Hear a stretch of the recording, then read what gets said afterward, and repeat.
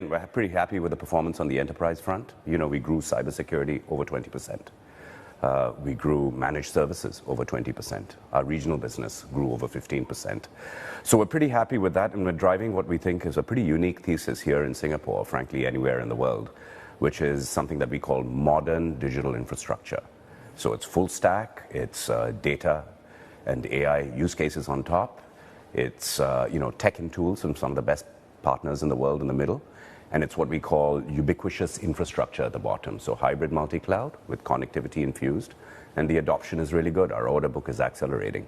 Wow. Right. Okay. You were mentioning a while ago, Nikhil, that while enterprise seems to be driving the business for Starhub, if there is one wrinkle, if we can find one in the reports, is that there is a sign that perhaps ARPUs for the consumer segment might be actually coming down quarterly. And you actually highlighted in the presentation that it's down to increasing competition. Just how competitive have things gotten in your various lines of business over the last 12 months?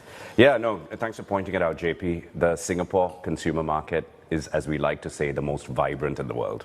When I say vibrant, I mean it is probably the most hyper-competitive in the world. So in mobile, for instance, you have 11 service providers.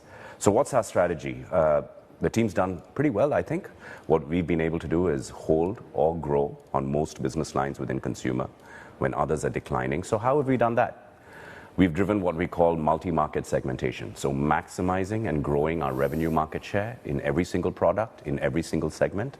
Number two, we drive costs down through automation.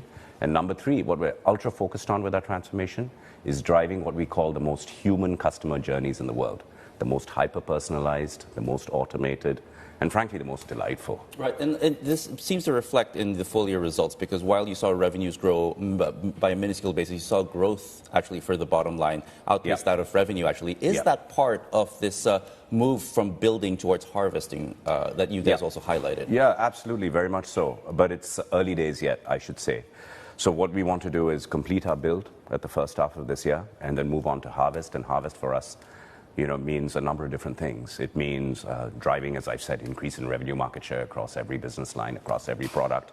It means, great customer experience. And it means really moving to an inner machinery that is highly automated, that actually makes employee experience better as well, but it allows us at the same time to reduce costs. Right.